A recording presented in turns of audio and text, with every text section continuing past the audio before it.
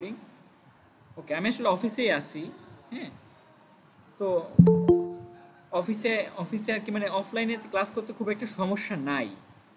যাই হোক, এখন ইউনিভার্সিটির বাসও হয়তো চালু করে নাই। আপনাদের কোনো কোনো ইস্যু থাকলে ডিপার্টমেন্টে চলে আসতে পারেন, সমস্যা নাই।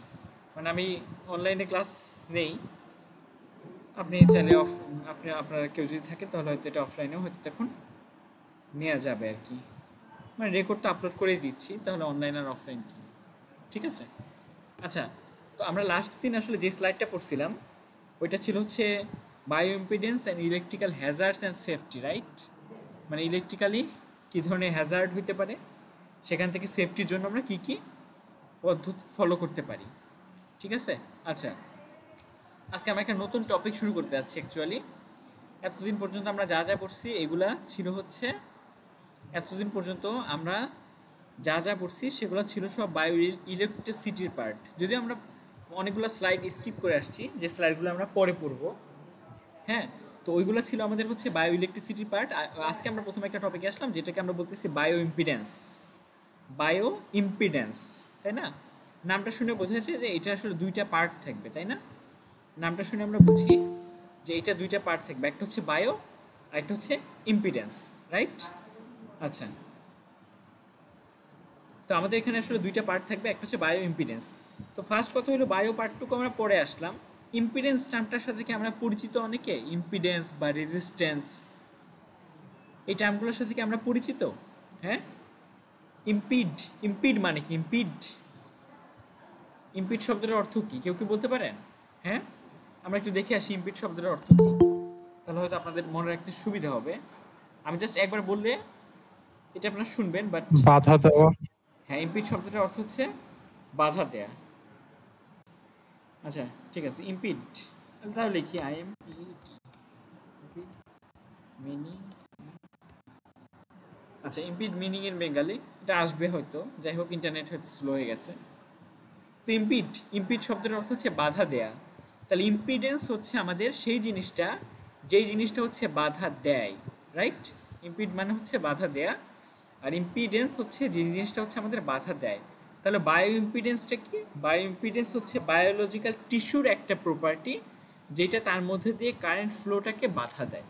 এটাকে আমরা বলতে পারি বায়ো ইম্পিডেন্স, ঠিক আছে? আমরা বায়োলজিক্যাল টিস্যুর মধ্যে দিয়ে কারেন্ট ফ্লো করার চেষ্টা করব, এবং আমরা দেখবো যে কারেন্ট সহজে ফ্লো হতে পারতেছে না, কিছু একটা বাধা সে পাচ্ছে, তো সেটাকে আমরা বায়ো ইম্পিডেন্স টার্ম নামে উল্লেখ করব, ঠিক আছে? আচ্ছা, তো বায়ো ইম্পিডেন্স টপিকটা আসলে অনেক বড়, মানে একটা পুরো সেকশন হচ্ছে বায়ো ইম্পিডেন্স, বাট আমরা আস্তে আস্তে পড়তে পড়তে যাব।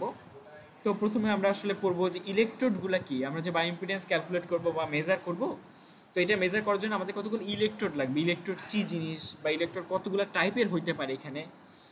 তো আমরা যখন ইলেকট্রোড বডির মধ্যে প্লেস করি, ইলেকট্রোড বডির মধ্যে প্লেস করি, তো সেইখানে একটা কন্ট্যাক্ট পয়েন্ট থাকে, কন্ট্যাক্ট পয়েন্ট থাকে, ঠিক আছে? তো এই কন্ট্যাক্ট পয়েন্টটাতে আমাদের কিছু কন্ট্যাক্ট ইম্পিডেন্স জেনারেট হয় এবং কন্ট্যাক্ট পটেনশিয়াল জেনারেট হয়, যেটাকে আমরা হাফ সেল পটেনশিয়াল বলছিলাম এর আগের দিন। এই জিনিসটাকে আমরা মোটামুটি আজকে একটু বোঝার চেষ্টা করব, ঠিক আছে? আচ্ছা, আর বাই ইম্পিডেন্স মেজার করার জন্য আমাদের, মানে ইম্পিডেন্স মেজার করার জন্য আমাদের অনেকগুলো পদ্ধতি আছে। আমরা সাধারণত মাল্টিমিটার দিয়ে রেজিস্ট্যান্স মেজার করি, তাই না? মাল্টিমিটার দিয়ে আমরা রেজিস্ট্যান্স মেজার করি, তখন আমরা একটা রেজিস্ট্যান্সের দুইটা প্রান্তে জাস্ট দুইটা প্রোব কানেক্ট করে দিই। এই হলো আমাদের রেজিস্ট্যান্স, একটা প্রোব এইখানে একটা প্রোব এইখানে কানেক্ট করলে আসলে আমাদের রেজিস্ট্যান্সটাকে দেখায় দেয়, তাই না? আচ্ছা, রেজিস্ট্যান্সটাকে দেখা দেয়, মানে এটা আসলে টু ইলেকট্রোড মেথড, তাই না? তার মানে টু ইলেকট্রোড মেথডটা হচ্ছে জাস্ট একটা ইম্পিডেন্সের দুইটা প্রান্তে দুইটা ইলেকট্রোড কানেক্ট করে দেবো, তাহলে ইলেকট্রোড মেজারমেন্ট মানে রেজিস্ট্যান্স মেজারমেন্ট করার জন্য, মেজার করার জন্য এটা হচ্ছে টু ইলেকট্রোড মেথড। বাট এইখানে মাল্টিমিটার আসলে কি কাজটা করে, মানে মাল্টিমিটার কোন পদ্ধতিতে আসলে আমাদেরকে রেজিস্ট্যান্সটা বলে, এটা কি আমরা জানি? হ্যাঁ, মানে মাল্টিমিটার আমরা একটা রেজিস্ট্যান্সের দুইটা প্রান্তে কানেক্ট করলাম, তাহলে আমার মাল্টিমিটারের মধ্যে দেখা দিল এটা হচ্ছে 10 ওহম বা 10 কিলো ওহম। বাট মাল্টিমিটারটা এই জিনিসটা আসলে মেজার করলো কীভাবে, এইটা আসলে আমাদের একটু জানার দরকার। মানে খুব সহজভাবে আমাদের একটা ফর্মুলা আছে, আমাদের একটা পরিচিত ফর্মুলা, আমাদের সবার পরিচিত formula V equal to I R, এই ফর্মুলাটা আমরা সবাই জানি। তো আমরা যদি রেজিস্ট্যান্স মেজার করতে চাই R equal to V by I হবে, তাই তো? ভি বাই আই হবে, ঠিক আছে। অর্থাৎ আমরা যদি একটা সার্টেন অ্যামাউন্টের কারেন্ট ফ্লো করি, একটা যেটা আমাদের নোন কারেন্ট এবং সেটা একটা কনস্ট্যান্ট কারেন্ট, মানে ওই কারেন্টটা R equal to V by I, তো R equal to V divided by I. তো আমরা আসলে যেহেতু সবগুলা আমরা যেহেতু রেজিস্ট্যান্স মেজার করতে চাচ্ছি বা ইম্পিডেন্স মেজার করতে চাচ্ছি, আচ্ছা ইম্পিডেন্স মেজার করতে চাচ্ছি, সেহেতু আমরা আসলে এই যে কারেন্টটা ফ্লো করব সেই কারেন্টটা আমাদের একদম নোন কারেন্ট হতে হবে, মানে এই কারেন্টটার অ্যাম্পলিটিউডটা আমি জানি, এই কারেন্টটার ফ্রিকোয়েন্সি আমি জানি। এইটার উপর ভিত্তি করলে এই কারেন্টটাকে যদি আমরা ফ্লো করি তাহলে ওই রেজিস্ট্যান্সের মধ্যে একটা ভোল্টেজ ড্রপ করবে ভি, তারপর ভিটাকে আই দিয়ে ডিভাইড করে আমরা আসলে আর পাবো। এটা হচ্ছে একদম সিম্পল একটা ওয়ে, সিম্পল একটা ওয়ে। তো আমাদের মাল্টিমিটার মোটামুটি এইভাবে একটা রেজিস্ট্যান্সের ওই ভ্যালুটাকে আমাদেরকে মেজার করে দেখাইতে পারে। বাট 4 ইলেকট্রোড মেথডটাও একটা আছে যেটা অ্যাকচুয়ালি মোর পারফেক্ট। 2 ইলেকট্রোড মেথডের থেকে 4 ইলেকট্রোড মেথডটা আসলে মোর পারফেক্ট। কেন? 2 ইলেকট্রোড মেথডে কিছু এরর আছে বা কিছু ল্যাকিংস আছে, যে জিনিসগুলো আমরা আজকে মোটামুটি বুঝতে পারবো। তো যেহেতু 2 ইলেকট্রোড মেথড এবং 4 ইলেকট্রোড মেথডে আমরা আসলাম, সেহেতু আমরা একটা 2 ইলেকট্রোড মেথড থেকে 4 ইলেকট্রোড মেথডে আসলাম, সেহেতু আমাদের ইম্পিডেন্সের একটা ক্যাটাগরি থাকবে। হ্যাঁ, আমরা সাধারণত নর্মালি সরাসরি একটা ইম্পিডেন্স মেজার করি, বাট আরেকটা ক্যাটাগরিকে আমরা বলি হচ্ছে ট্রান্সফার ইম্পিডেন্স। এই ট্রান্সফার ইম্পিডেন্সটার সাথে আমাদের একটা টার্ম খুব বেশি জড়িত থাকবে, যে টার্মটা হচ্ছে volume conductor. Volume conductor volume conductor জিনিসটাকে আমরা পরিচিত। ভলিউম কন্ডাক্টরকে ক্লাসে কখনো পড়াইছিলাম যে কোন জিনিসটাকে আমরা আসলে ভলিউম কন্ডাক্টর বলি, মানে হিউম্যান বডি একটা ভলিউম কন্ডাক্টর। আচ্ছা যাই হোক, আমরা আস্তে আস্তে জিনিসগুলো মোটামুটি বুঝতে পারবো, আস্তে আস্তে যতটুকু বোঝা যায় বোঝার চেষ্টা করবো। আর কোল মডেল, কোল প্লট সম্পর্কে আমরা এর আগের দিন স্কিপ করে আসছিলাম। 5 নম্বর স্লাইডে এবং 6 নম্বর স্লাইডে ছিল কোল প্লট, ওইটা আমরা স্কিপ করে আসছিলাম কারণ ওইটা পুরো ম্যাথমেটিক্যাল একটা টার্ম। তো কোল প্লটটা আমরা এখানে মানে ইকুইভ্যালেন্ট সার্কিটে আমরা দেখবো, বাট অ্যাকচুয়াল কোল প্লটটা কীভাবে প্লট হয় এই প্লটটা আমরা ওই স্লাইডগুলো থেকে পড়লে তারপর আমাদের কাছে মোটামুটি ক্লিয়ার হবে। আর concept of multi frequency, multiple frequency কেন অ্যাপ্লাই করা হয় এটা আমরা জানবো। এটা খুব সহজ আর কি, ঠিক আছে। মানে মাল্টি ফ্রিকোয়েন্সি ইউজ করে আমরা আসলে কেন ইম্পিডেন্স মেজার করি। একটা রেজিস্ট্যান্সের ক্ষেত্রে আমরা রেজিস্ট্যান্স হয়তো জাস্ট একটা ফ্রিকোয়েন্সি দিয়েই মেজার করে ফেলি, বাট ইম্পিডেন্সের ক্ষেত্রে আমরা মাল্টিপল ফ্রিকোয়েন্সি ইউজ করি। কারণ কি ইম্পিডেন্সের মধ্যে আসলে শুধু রেজিস্ট্যান্স নাই, অন্যান্য আরও কিছু পার্ট আছে, হয়তো একটা ক্যাপাসিটর আছে। ফ্রিকোয়েন্সির সাথে সাথে ভ্যারি করে করে ক্যাপাসিটরের ক্যাপাসিটেন্স চেঞ্জ হবে। যেহেতু ফ্রিকোয়েন্সির সাথে ভ্যারি করবে ওই ইম্পিডেন্সের ক্যাপাসিটেন্স, মানে ক্যাপাসিটরের ক্যাপাসিটেন্স, সেহেতু আমাদের মাল্টিপল ফ্রিকোয়েন্সি নিয়ে ডাটা নিয়ে তারপর সেটাকে প্লট করতে হবে। আমরা বলতে পারি একটা 10 ওহমের রেজিস্ট্যান্স বা 10 কিলো ওহমের রেজিস্ট্যান্স, বাট আমরা একটা বায়োলজিক্যাল সেল নিয়ে বা বায়োলজিক্যাল টিস্যু নিয়ে কখনোই বলতে পারবো না এটার ইম্পিডেন্স আসলে 10 ওহম। যদি 10 ওহম বলতে চাই তাহলে আমাকে সাথে সাথে ফ্রিকোয়েন্সিটা উল্লেখ করে দিতে হবে যে এটার ইম্পিডেন্স হচ্ছে 10 ওহম অ্যাট 1 কিলো হার্জ বা অ্যাট 10 কিলো হার্জ, একটা সার্টেন ফ্রিকোয়েন্সির সাথে এটা রিলেটেড, ঠিক আছে। আচ্ছা, তো ইলেকট্রিক্যাল বায়ো ইম্পিডেন্স আমরা বাংলায় যে ডেফিনেশন বললাম ওইটা আসলে ডেফিনেশন যে আমাদের একটা বায়োলজিক্যাল টিস্যু, সেটার মধ্যে দিয়ে কারেন্ট ফ্লো হওয়ার চেষ্টা করবে, একটা ইলেকট্রিক্যাল কারেন্ট ফ্লো হওয়ার চেষ্টা করবে। তো এই কারেন্ট ফ্লোটাকে যে অপোজ করবে সেটা হচ্ছে আমাদের ইম্পিডেন্স, ইলেকট্রিক্যাল বায়ো ইম্পিডেন্স, ঠিক আছে। কারেন্ট ফ্লো হওয়াটাকে যে অপোজ করবে সেটা আসলে ইম্পিডেন্স। এখন কথা হচ্ছে ইম্পিডেন্স ডেফিনেশনটা হলো, বাট এটাকে আমরা মেজার করবো কীভাবে। মেজার করার জন্য আমাদের দুইটা পদ্ধতি আছে, একটা 2 ইলেকট্রোড মেথড, একটা 4 ইলেকট্রোড মেথড, ঠিক আছে। আচ্ছা, তো 2 ইলেকট্রোড মেথডে আমাদের জাস্ট 2টা ইলেকট্রোড হইলেই চলে, বাট 4 ইলেকট্রোড মেথডে আমাদের 4টা ইলেকট্রোড লাগে। যখন আমরা 4টা ইলেকট্রোডে চলে যাই তখন সেটাকে আমরা বলি ট্রান্সফার ইম্পিডেন্স। যদি আমি 2 ইলেকট্রোড ইউজ করি তাহলে এটা আসলে ট্রান্সফার ইম্পিডেন্স হওয়ার কোনো সুযোগ নাই, এটা জাস্ট একটা ইম্পিডেন্স। বাট আমরা যখন 4 ইলেকট্রোড মেথডে চলে যাব তখন এটা অবশ্যই ট্রান্সফার ইম্পিডেন্স, ঠিক আছে। ট্রান্সফার ইম্পিডেন্স ডেফিনেশন ঠিক আগের মতোই, Z equal to V by I. তো জেড ট্রান্স লেখা হচ্ছে কেন, ট্রান্সফার ইম্পিডেন্স বোঝানোর জন্য যে এটা আসলে 2 ইলেকট্রোড না, এটা আসলে 4 ইলেকট্রোড মেথডে মেজার করা হয়েছে, ঠিক আছে। ট্রান্সফার ইম্পিডেন্স আমরা এই ফিগারটাকে একটু বোঝার চেষ্টা করি। এই ফিগারটাকে যদি আমি একটু বোঝার চেষ্টা করি, আমরা সাধারণত এর আগে যা করতাম একটা রেজিস্ট্যান্স নিতাম, এই একটা রেজিস্ট্যান্সের মধ্যে দিয়ে একটা কারেন্ট ফ্লো করতাম, মানে দুইটা ইলেকট্রোড কানেক্ট করে নিতাম, দুইটা ইলেকট্রোড কারেন্ট কানেক্ট করে নিই, সাপোজ এটা একটা ইলেকট্রোড, এটা একটা ইলেকট্রোড, এই দুটোকে কানেক্ট করে নিলাম, তারপর একটা কারেন্ট ফ্লো করলাম, তারপরে এই কারেন্ট ফ্লো করলেই আমরা আসলে এটার মধ্যে কতটুকু ভোল্টেজ ড্রপ করলো সেটা ভোল্টমিটার দিয়ে মেজার করে ফেলতাম। তারপর ওই ভোল্টমিটার দিয়ে যেটা মেজার করছি ভি, এবং আমি যে কারেন্টটা ফ্লো করছি সেটা আমাদের নোন কারেন্ট আই, তো ভি বাই আই করলে আমরা সরাসরি পেয়ে যেতাম কি জেড, তাই না, বা আর পেয়ে যেতাম, তাই না, ইম্পিডেন্স পেয়ে যেতাম। বাট আমরা যখন 4 ইলেকট্রোড মেথডে চলে যাব তখন আসলে দেখা যাবে যে আমরা কারেন্ট ফ্লো করি যেই দুইটা পয়েন্টে আমরা কারেন্ট ফ্লো করি, ভোল্টেজ আসলে মেজার করি অন্য দুইটা পয়েন্ট থেকে। ঠিক আছে, কারেন্টে আমরা আসলে যে দুইটা পয়েন্টে ফ্লো করি, যেমন এখানে এ পয়েন্ট এবং বি পয়েন্ট, এই দুইটা পয়েন্টের মধ্যে হচ্ছে কারেন্ট ফ্লো করা হচ্ছে, তাহলে সি পয়েন্ট আর ডি পয়েন্ট এই দুইটা পয়েন্ট থেকে আসলে ভোল্টেজ মেজার করা হচ্ছে। ঠিক আছে, তাহলে আপনার কোশ্চেন হইতে পারে আমি যে দুইটা পয়েন্টে কারেন্ট ফ্লো করলাম এবং যে দুইটা পয়েন্ট থেকে ভোল্টেজ মেজার করলাম দুইটাতে এক পয়েন্ট হইল না, তাহলে আমি ইম্পিডেন্সটা আসলে মেজার করলাম কার? মানে হচ্ছে আমি বলি যে এ পয়েন্ট এবং বি পয়েন্টের মধ্যে কারেন্ট ফ্লো করছি, আর সি পয়েন্ট এবং ডি পয়েন্ট থেকে ভোল্টেজ মেজার করছি, তাহলে এখন প্রশ্ন হইতেই পারে আমি যে ইম্পিডেন্সটা পাবো ওই ইম্পিডেন্সটা কোন দুইটা পয়েন্টের মধ্যে ইম্পিডেন্স, এ বির মধ্যেকার ইম্পিডেন্স না সিডি এর মধ্যেকার ইম্পিডেন্স, তাই না? তাই তো আসলে ওগুলো আসলে সিডি এর মধ্যকার ইম্পিডেন্স। তো এটা আমরা আস্তে আস্তে নিচের দিকে ডেফিনিশনের দিকে যাওয়ার ক্ষেত্রে আস্তে আস্তে হয়তো বুঝতে পারবো। বাট আমাদের এখানে 4 ইলেকট্রোড মেথড আছে, এবং 4 ইলেকট্রোড মেথড যদি থেকে থাকে তাহলে হয়তো আমরা 8 ইলেকট্রোড মেথডেও হয়তো সুইচ করতে পারবো, 16 ইলেকট্রোড মেথডেও সুইচ করতে পারবো। এরকম কতগুলা ওয়ে আছে, মানে আমি কারেন্ট ফ্লো করবো একটা পয়েন্ট দুইটা পয়েন্টের মধ্যে দিয়ে, আর অনেকগুলো মেজারমেন্ট নিয়ে তারপর সেটাকে প্লট করব। এরকম কতগুলো ওয়ে আছে, আস্তে আস্তে আমরা ওগুলো বুঝতে পারবো। বাট আমরা যদি 4 ইলেকট্রোড মেথডটা কনসেপ্টটা মাথায় ঢুকাতে পারি তাহলে আমাদের কাছে জিনিসগুলো আস্তে আস্তে ক্লিয়ার হতে শুরু করবে। ঠিক আছে, আচ্ছা, তো বায়ো ইম্পিডেন্স একটা কথা, প্রথম কিছু ডেফিনেশন হতে দিচ্ছে। Bio impedance deals with passive electrical properties of tissue.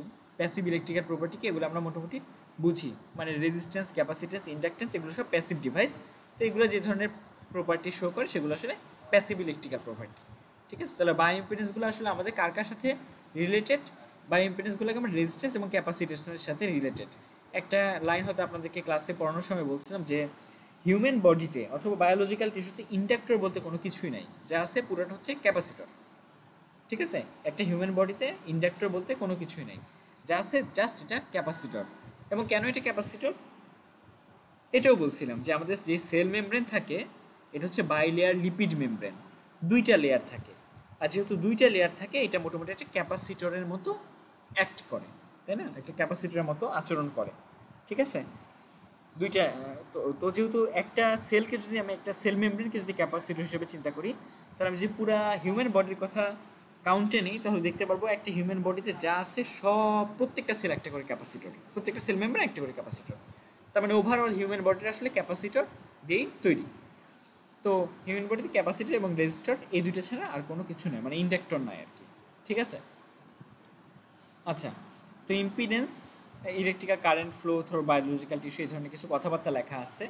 Measure করে হয় কীভাবে এগুলো হয়তো এখানে লেখা আছে, মানে আমরা একটা কারেন্ট ফ্লো করবো বা একটা ভোল্টেজ মেজার করব, তারপর ওই ভোল্টেজ এবং কারেন্টের মধ্যে কিছু ম্যাথমেটিক্যাল অপারেশন থাকবে, ক্যালকুলেশন থাকবে, সেখান থেকে আমরা হচ্ছে ইম্পিডেন্সের ভ্যালুটাকে মেজার করতে পারবো।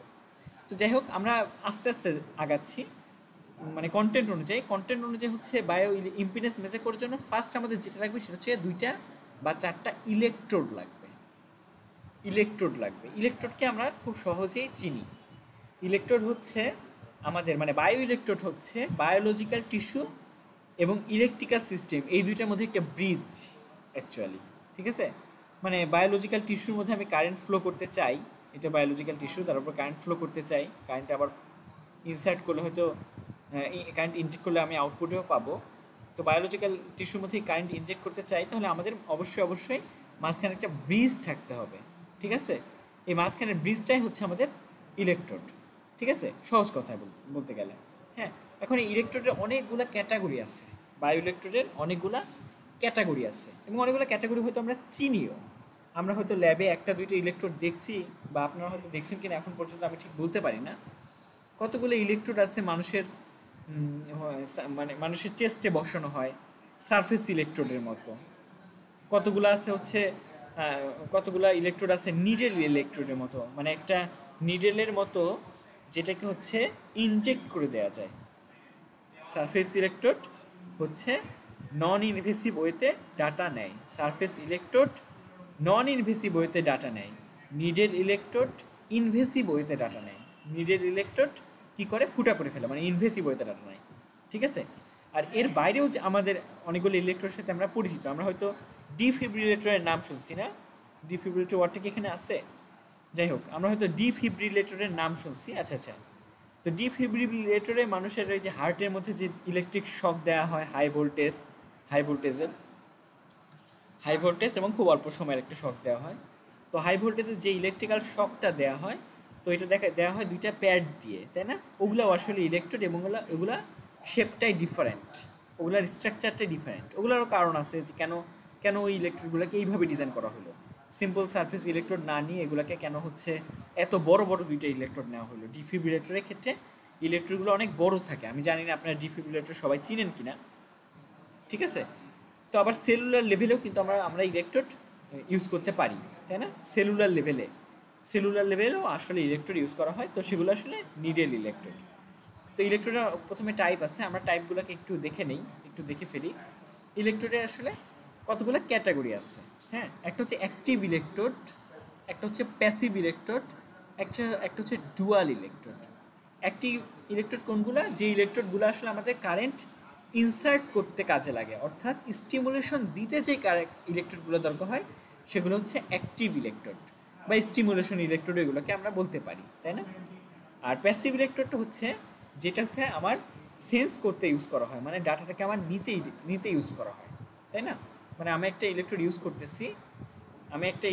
হিউম্যান বডিতে ইউজ করতেছি, যেটা হচ্ছে আমার হিউম্যান বডি থেকে ডাটাটাকে মানে হিউম্যান বডিতে আমি কারেন্ট ইনসার্ট করতে চাই, তখন আমরা যে ইলেকট্রোডটা ইউজ করবো সেটা হচ্ছে অ্যাক্টিভ ইলেকট্রোড বা স্টিমুলেশন ইলেকট্রোড।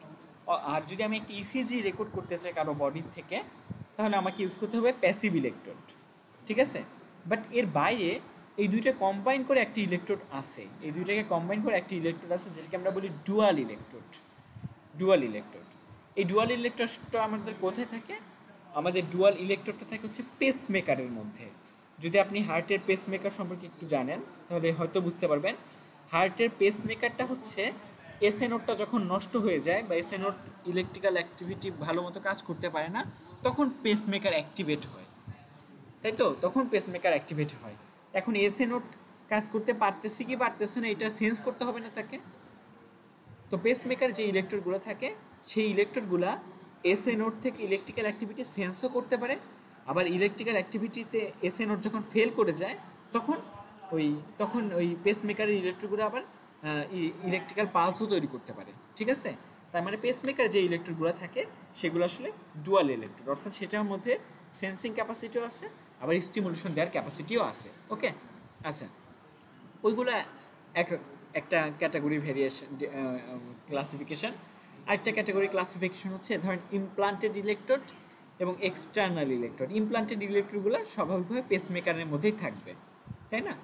পেসমেকারের মধ্যে হয়তো থাকতে পারে, অথবা কারো সিজোফ্রেনিয়ার কোনো পেশেন্ট, বাংলাদেশে অবশ্যই থাকবে না এমন কিছু, আমি হয়তো দেখছিলাম এর আগে যে সিজোফ্রেনিয়ার একজন পেশেন্টের ব্রেনের ওইখানে তারা কতগুলো ইলেকট্রোড ইমপ্লান্ট করে রেখে দিচ্ছে, ঠিক আছে। মানে তাকে হয়তো আগামী 20 বছরের প্রতিদিনকার বা 20 বছরের কয়েক মাস পরপরই হয়তো তাকে ডাটা নিতে হবে, খুব প্রিসাইজ ডাটা নিতে হবে। তখন আসলে ইলেকট্রোডটা ব্রেইনের মধ্যে বা হার্টের মধ্যে ইমপ্ল্যান্ট করে রাখা হয়, ঠিক আছে। এগুলো হলো ইমপ্ল্যান্টেড ইলেকট্রোড। আর এক্সটার্নাল ইলেকট্রোড হচ্ছে আমরা যেগুলো ইউজ করি এগুলো সব এক্সটার্নাল ইলেকট্রোড অ্যাকচুয়ালি, মানে সারফেস ইলেকট্রোডগুলো অথবা ডিফিব্রিলেটিং প্যাড, এগুলো সব আসলে এক্সটার্নাল ইলেকট্রোড। আচ্ছা, আবার ইলেকট্রোডের আবার দুইটা ক্যাটাগরি আমরা এখানে দেখতে পাচ্ছি, একটা হচ্ছে সারফেস ইলেকট্রোড, একটা হচ্ছে নিডেল ইলেকট্রোড। সারফেস ইলেকট্রোডটা কেমন? Non invasive. নিডেল ইলেকট্রোডটা কেমন? ইনভেসিভ। তো এগুলো আমরা মোটামুটি বুঝি, ঠিক আছে। তো সারফেস ইলেকট্রোডের অসুবিধাটা কি? সারফেস ইলেকট্রোডটা হচ্ছে সারফেসে দেওয়া হয়, তার মানে সে হয়তো বেশ সারফেস ইলেকট্রোড যেহেতু সারফেসে দেওয়া হয়, সারফেস ইলেকট্রোডটা যেহেতু সারফেসে দেওয়া হয়, তাহলে সে হয়তো এক্স্যাক্টলি স্পেসিফিক্যালি যেই পয়েন্টের ডাটাটা আমি নিতে চাই সেই পয়েন্টে ডাটা তো নিবে, সাথে আশেপাশের আরও কতগুলো ডাটা নিয়ে ফেলবে, ঠিক আছে। আচ্ছা, আবার যদি একটা ইলেকট্রিক্যাল স্টিমুলেশন দিতে চায় তাহলে সে হয়তো বেশি জায়গা জুড়ে স্টিমুলেশনটা দিয়ে ফেলবে। তার মানে এখানে কতগুলো সমস্যা আছে সারফেস ইলেকট্রোডে। বাট নিডেড ইলেকট্রোডে এই সমস্যাটা নাই। নিডেড ইলেকট্রোডে একটাই সমস্যা, সেটা হচ্ছে ইনভেসিভ। মানে এটা যেই সেলগুলোকে, যেই সেল বা যেই টিস্যুর মধ্যে থেকে ডাটা নিবে, সেই টিস্যুটা হয়তো সেকেন্ড টাইম আর ইউজ করা যাবে না, মানে ওই অংশটা ড্যামেজ করে ফেলবে নিডেল ইলেকট্রোডগুলোর ক্ষেত্রে এই সমস্যাটা আছে। হ্যাঁ, বাট সারফেস ইলেকট্রোড এবং নিডেড ইলেকট্রোডের মধ্যে একটা মেজর ডিফারেন্স আছে। সেটা হচ্ছে নিডেড ইলেকট্রোডের জন্য আমাদের কোনো ইলেকট্রোলাইট জেলের দরকার হয় না, বাট সারফেস ইলেকট্রোডের ক্ষেত্রে আমাদের ইলেকট্রোলাইট জেলের দরকার হয়। এবং আমি এই জেলের আগে একটা না শব্দ বললাম, ইলেকট্রোলাইট জেল। তার মানে এমন একটা জেল যার একটা কিছু ইলেকট্রোলাইটিক প্রপার্টি থাকতে হবে, অর্থাৎ সেই জেলটার ইলেকট্রোলাইসিস হইতে পারতে হবে, ঠিক আছে। হ্যাঁ, মানে আমি জাস্ট যে কোনো একটা জেল দিলেই এটা হবে না, মানে সেটা একটা স্পেসিফিক জেল হইতে হবে, যেটাকে আমরা বলি ইলেকট্রোলাইট জেল, অর্থাৎ তার ইলেকট্রোলাইসিস হইতে হবে, মানে তার মধ্যে আয়ন থাকতে হবে, যে আয়নগুলা ফ্লো করতে পারতে হবে, এরকম কতগুলো প্রপার্টি থাকতে হবে তার মধ্যে, ঠিক আছে। এবং সেই জিনিসগুলো আমাদের আসলে সারফেস ইলেকট্রোডের ক্ষেত্রেই দরকার হয়। নিডেড ইলেকট্রোডের ক্ষেত্রে এই জিনিসটা মোটামুটি আমরা স্কিপ করতে পারি। এবং আরও কতগুলো ভেরিয়েশন আছে, যে ডিফারেন্স আছে, যে সারফেস ইলেকট্রোডগুলো তুলনামূলক চিপার হয়, নিডেড ইলেকট্রোডগুলো অনেক বেশি এক্সপেন্সিভ হয়। নিডেড ইলেকট্রোডগুলো এমন মেটালের হয়ে থাকে যেই মেটালগুলোকে বডিতে মানে ইনসার্ট করলে বডি সেটার সাথে রিয়াকশন করবে না। মানে খুব সহজ ভাষায় বলতে গেলে, আপনি এমন একটা ইলেকট্রোড আপনার ডাটা নেওয়ার জন্য বডির মধ্যে ইনসার্ট করলেন, দেখা গেল যে বডিতে ইনসার্ট করার সাথে সাথে রেড ব্লাড সেল বা হোয়াইট ব্লাড সেল সেটার সাথে অ্যাকশন করা শুরু করে দিল। রেড ব্লাড সেল হয়তো তার সাথে হয়তো তাকে ক্ষয় করা শুরু করে দিল। মানে সাপোজ কোনো একটা লোহার কোনো একটা বা আয়রনের বা অ্যালুমিনিয়াম এই ধরনের জিনিসগুলো নিয়ে আপনি বডি বা কপার, মানে যেগুলো যেই ধরনের মেটালগুলো আসলে খুব সহজে অ্যাকশনে চলে যায়, এই ধরনের মেটাল দিয়ে একটা ইলেকট্রোড বডির মধ্যে ইনসার্ট করলেন, তাহলে আপনি দেখবেন যে ওই মেটালটার কিছু পোর্শন বডির মধ্যে, মানে আপনি আয়রনেরটা ইনসার্ট করছেন, দেখা যাচ্ছে বডির মধ্যে সে আয়রনের আয়ন ছেড়ে দিচ্ছে, তাহলে এটা সমস্যা। তাহলে আমাদের অবশ্যই নিডেড ইলেকট্রোডটা হতে হবে কি নোবেল মেটালের, অর্থাৎ এটা হতে হবে গোল্ড অথবা প্লাটিনামের, যেটা আসলে খুব সহজে অ্যাকশন করে না, রিয়াকশনে যায় না, ঠিক আছে। আচ্ছা, তো আরও অনেকগুলো ক্যাটাগরি এরকম ক্যাটাগরি আছে। এই ইলেকট্রোডগুলো আমাদের ডিপার্টমেন্টে আছে, এই ইলেকট্রোডগুলো আমাদের ডিপার্টমেন্টে আছে, এগুলো আমাদের ডিপার্টমেন্টে আছে, মানে এইগুলো মোটামুটি সবগুলো আছে। এবং আমরা যে ইলেকট্রোলাইট জেল ইউজ করি তার উপর ভিত্তি করে তাদের নাম রাখা হয়। যেমন এজিসিএল ইলেকট্রোড, হ্যাঁ, এটা সিলভার ক্লোরাইড ইলেকট্রোড, অথবা সহজে বলে সিলভার ইলেকট্রোড। আপনারা অনেকে ইইজির নাম শুনছেন না, ইইজি ইলেকট্রোএনসেফালোগ্রাম। তো ইইজির ক্ষেত্রে আমরা দেখা যায় মানে মাথার উপরে স্ক্যাল্পের উপরে অনেকগুলো ইলেকট্রোড প্লেস করি, তাই না? অনেকগুলো 10-20 সিস্টেমে দেখা যায় হয়তো অনেকগুলো 21টা ইলেকট্রোড প্লেস করতে হয়। আবার কতগুলো ক্ষেত্রে দেখা যায় 54টা, 55টা, 60টা, 100টা, 120টা এমন ইলেকট্রোড প্লেস করতে হচ্ছে। তো সেক্ষেত্রে আমাদের ইলেকট্রোডের শেপ এবং সাইজ এবং কোয়ালিটি বা ক্যারেক্টারিস্টিক ওই রকমভাবে ডিফাইন করে নিতে হবে, এটা আসলে আমি কোন কাজে ইউজ করব, ঠিক আছে। মানে ইসিজির জন্য আমাদের হয়তো সারফেস ইলেকট্রোডই যথেষ্ট, বাট পেসমেকারের জন্য হয়তো আমাদের সারফেস ইলেকট্রোড দিয়ে কোনোভাবেই কাজ চলবে না, হয়তো আমাদের নিডেড ইলেকট্রোড, ইমপ্লান্টেড ইলেকট্রোড এই সমস্ত জিনিসের দরকার হবে, ঠিক আছে। ডিফিব্রিলেশনের জন্য হয়তো আমাদের অনেক বড় ইলেকট্রোড লাগবে, সারফেস ইলেকট্রোড হইলে হবে, বাট এই ইলেকট্রোডগুলোকে হইতে হবে অনেক বড় সাইজের, মানে সে যেন কোনোভাবেই এসএ নোটকে মিস না করে, ঠিক আছে। মানে ইলেকট্রিক্যাল পাস দিচ্ছি, এই পাসটা যেন এসএ নোটকে মিস না করে, সে যেন স্কিপ করে এভি নোটে না চলে যায়, এসএ নোটকে স্কিপ করার কোনো সুযোগ দেওয়া যাবে না, এই জন্য বড় সাইজের ইলেকট্রোড নিতে হবে। এরকম কতগুলো ক্যাটাগরি আছে এখানে, ঠিক আছে। আচ্ছা, ইলেকট্রোডে এরকম হাবিজাবি আরও কিছু কথাবার্তা বলছে, যে ক্যাথেটারটা ফ্লেক্সিবল হইতে পারে, ফ্লেক্সিবল না হইতে পারে, এরকম কিছু কথাবার্তা আছে আর কি। হ্যাঁ, আরও কতগুলো ভেরিয়েশন আছে, ভেরিয়েশনগুলোকে মানে ওইরকমভাবে যদি প্রত্যেকটা বলতে চাই তাহলে একটু বেশি সময় লাগবে। ইউনিপোলার ইলেকট্রোড একটা, বাইপোলার ইলেকট্রোড একটা, মানে হচ্ছে আমি একটা নিডেড ইলেকট্রোড বডির মধ্যে ইনসার্ট করতে, মানে আমাকে ইলেকট্রোড তো মিনিমাম 2টা লাগবে, যে কোনো ডাটা নিতে হলে মিনিমাম 2টা ইলেকট্রোড লাগবে, অ্যানোড আর ক্যাথোড। যদি একটা ওই নিডেলের মধ্যেই দুইটা ইলেকট্রোড থাকে তখন সেটাকে আমরা বলি বাইপোলার। একটা নিডেলের মধ্যেই যদি দুইটা ইলেকট্রোড থাকে তাহলে সেটাকে আমরা বলি বাইপোলার। আর যদি একটা নিডেলের মধ্যে একটা ইলেকট্রোড থাকে তাহলে সেটাকে আমরা বলি ইউনিপোলার। আচ্ছা, আর কোএক্স বলতে বলা হচ্ছে কোঅ্যাক্সিয়াল, অর্থাৎ এইটার কোঅ্যাক্সিয়াল ইলেকট্রন হচ্ছে নিডেলের সারফেসটা হচ্ছে গ্রাউন্ড হিসেবে কাজ করবে, আর নিডেলের মাঝখান দিয়ে একটা ইলেকট্রন যাবে সেটা হচ্ছে আমাদের পজিটিভ হিসেবে কাজ করবে। ঠিক আছে?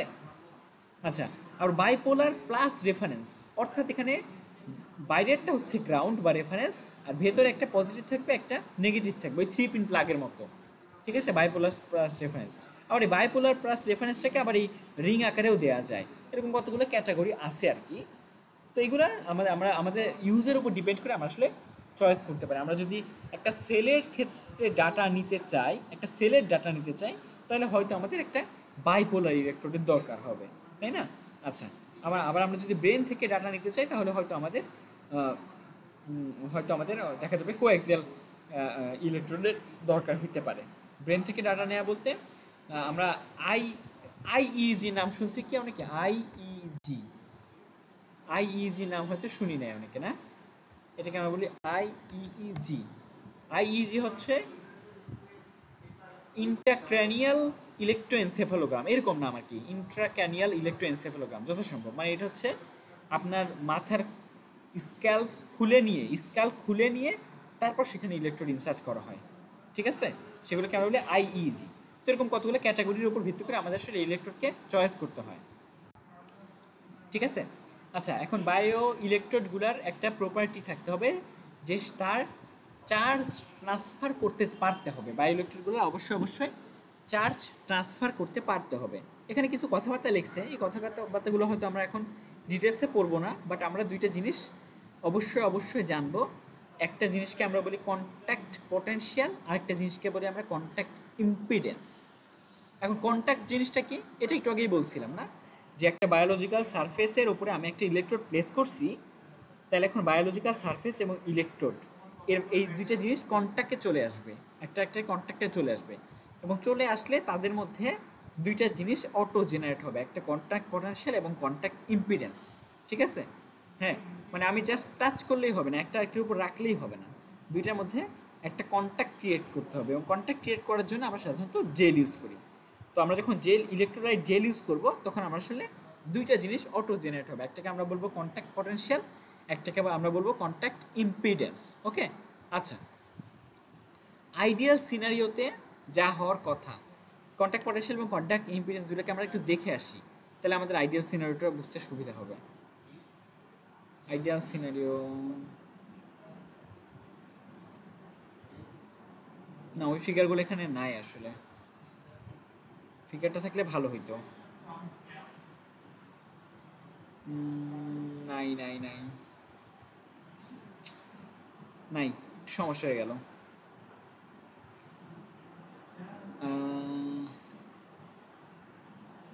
আচ্ছা, যাই হোক, আমরা এই ফিগারটাকে একটু দেখি। সাপোজ আমরা হচ্ছে এই যে এই ফিগারটাকে দেখার চেষ্টা করি, ওকে? সাপোজ আমাদের 2 ইলেকট্রোড সিস্টেমে আমরা আসলে ইম্পিডেন্স মেজার করব, তাহলে কি করব? আমরা কারেন্ট ইনসার্ট করার জন্য দুইটা ইলেকট্রোড ইউজ করব, আবার ওই দুইটা ইলেকট্রোড দিয়ে আমরা আসলে ভোল্টেজটাকে মেজার করব। ঠিক আছে?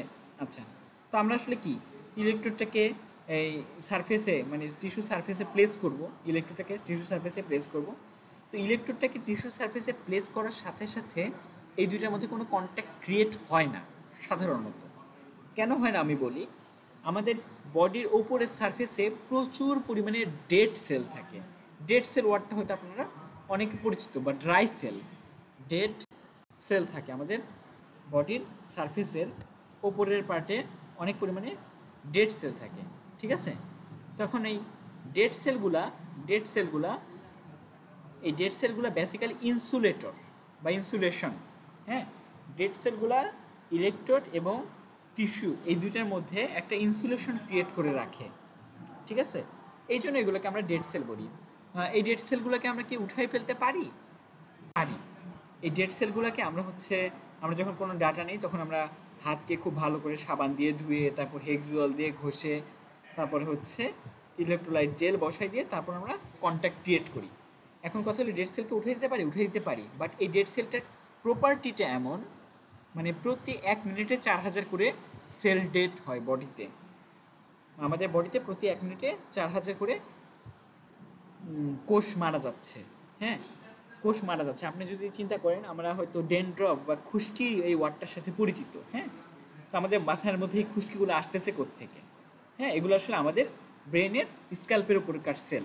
তারা হচ্ছে একটা লেয়ার তৈরি করে ফেলে এবং তারা ইনসুলেটর, তারা আসলে সহজে কন্ট্যাক্ট তৈরি করতে দেয় না। তো এই ডেড সেলগুলো আসলে আমাদের থেকে যায়। আমরা যদি একবার উঠে ফেলি, দেখা যায় একটু পরে আবার কিছু সেল ডেড হয়ে ওখানে চলে আসছে, মানে কন্ট্যাক্ট আসলে ভালোভাবে ক্রিয়েট হতে চায় না। বাট আমরা তারপরও মানে প্রথমবারের মতো আমরা হেক্স জল দিয়ে ঘষে টুষে ভালো করে হ্যান্ড রাব করে নিয়ে তারপর এগুলোকে আমরা ইলেকট্রোডের সাথে কন্ট্যাক্টে নিয়ে আসি। আচ্ছা, তো কন্ট্যাক্টে নিয়ে আসলে তো এখানে আমরা ইলেকট্রোলাইট জেল দিই, এবং ইলেকট্রোলাইট জেলের ক্ষেত্রে একটা প্রপার্টি আমরা বললাম যে তার ইলেকট্রোলাইসিস হইতে জানতে হবে। অর্থাৎ তার মধ্যে আয়ন থাকবে, যে আয়নগুলা নেগেটিভ আয়নগুলো অ্যানোডের দিকে এবং পজিটিভ আয়নগুলো ক্যাথোডের দিকে ফ্লো করতে পারতে হবে। ঠিক আছে? তো এই প্রপার্টিটার কারণে আমাদের দুইটা জিনিস অটো তৈরি হয়ে যায়। একটা জিনিসকে আমরা বলি হচ্ছে কন্ট্যাক্ট পটেনশিয়াল, একটাকে বলি কন্ট্যাক্ট ইম্পিডেন্স। ফিগারটাকে একটু ডিটেলসে আঁকতে পারলে হয়তো ভালো হইতো। ফিগারটা এখানে আঁকা নাই। আচ্ছা, বাট আমরা কন্ট্যাক্ট ইম্পিডেন্স এবং কন্ট্যাক্ট পটেনশিয়ালের ফিগারটা একটু আঁকার চেষ্টা করি, যতটুকু পারি মোটামুটি একটা আঁকার চেষ্টা করি, তাহলে হয়তো বুঝতে একটু সুবিধা হবে আপনাদের। আচ্ছা, তো এইটা ধরেন সাপোজ আমাদের হচ্ছে টিস্যু বা হাতের একটা উপরের অংশ, আর এখানে আমি একটি ইলেকট্রোড প্লেস করছি। ইলেকট্রোড প্লেস করে এটা সাপোজ আমাদের ক্যাথোড বা অ্যানোড, এটা সাপোজ আমাদের অ্যানোড, মানে একটা ইলেকট্রোড সাপোজ। ঠিক আছে? আচ্ছা, আর অ্যানোড এবং এই সারফেস, ইলেকট্রোড এবং সারফেস, এর মাঝখানে আমরা আসলে কী দেই? এর মাঝখানে আমরা কিছু পরিমাণে জেল দিয়ে দিই না? কিছু পরিমাণে জেল আমরা এখানে প্লেস করে দিই। সাপোজ এই যে পিঙ্ক কালার যেটা দিলাম, এটা হচ্ছে আমাদের সেই জেলটা। ওকে, এবং জেলটা হচ্ছে কি ইলেকট্রোলাইট জেল। আমি ইলেকট্রোলাইট এই ওয়ার্ডটা কেন বারবার বলি, কারণ অ্যাকোয়াস্টিক জেল বলতেও আরেকটা জেল আছে। আপনারা যখন সাউন্ড ওয়েভের এক্সপেরিমেন্ট করবেন অথবা সাউন্ড ওয়েভ সম্পর্কে পড়বেন, বা আল্ট্রাসাউন্ড সম্পর্কে আপনারা হয়তো পড়ছেন এর মধ্যে, তো আল্ট্রাসাউন্ড পাস করার জন্য যেই জেলটা ইউজ করা হয় ওইটা কিন্তু অ্যাকোয়াস্টিক জেল। হ্যাঁ, আর ইসিজি পাস করার জন্য যেই জেলটা ইউজ করা হয় সেটা কিন্তু ইলেকট্রোলাইট জেল। দুইটা জেলের মধ্যে ডিফারেন্স আছে। একটা জেল হচ্ছে ইলেকট্রন ফ্লো বা আয়ন ফ্লো করতে সাহায্য করে, আরেকটা জেল হচ্ছে সাউন্ড ফ্লো করতে সাহায্য করে। দুইটা কিন্তু এক না। ওকে, এই জিনিসগুলোকে এলোমেলো করবেন না, ইন্টারভিউ বোর্ডে গেলে এই জিনিসগুলো সবাই ভুল করে, আমি দেখছি। ওকে, আচ্ছা, তো এইটা যদি একটা ইলেকট্রোড হয় এবং এইটা যদি বডি টিস্যু হয় এবং এটা যদি ইলেকট্রোলাইট জেল হয়, তো আমরা জানি যে ইলেকট্রোডের সারফেসে হচ্ছে ইলেকট্রন থাকে।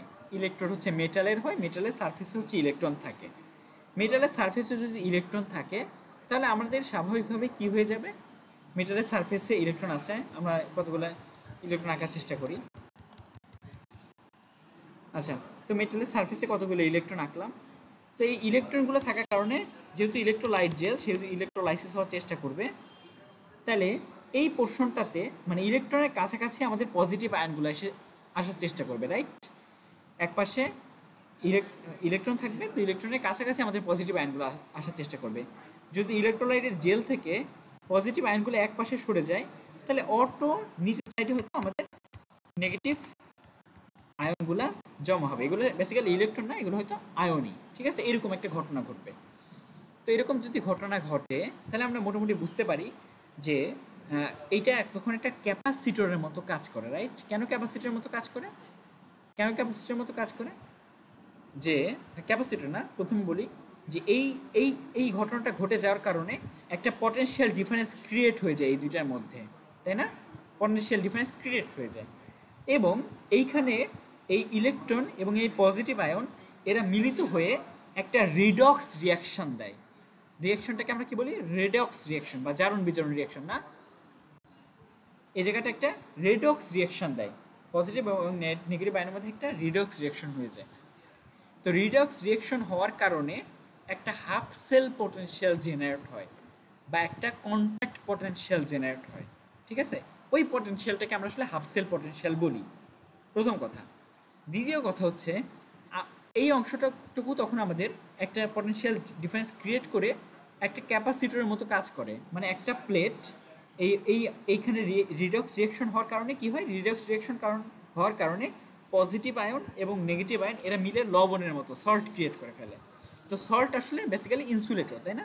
মানে মাঝখানে এই যে এইখানটায়, এই মাঝখানটায়, সরি, এই যে এই মাঝখানটায় একটা সল্টের লেয়ার তৈরি হয়ে যাবে না, একটা সল্টের লেয়ার তৈরি হয়ে যাবে পজিটিভ এবং মানে পজিটিভ আয়ন এবং ইলেকট্রন এরা মিলে একটা সল্ট লেয়ার ক্রিয়েট করে ফেলবে, এবং সল্ট লেয়ার ক্রিয়েট করার কারণে এখানে একটা ইনসুলেটর ক্রিয়েট হবে, ইনসুলেশন ক্রিয়েট হবে।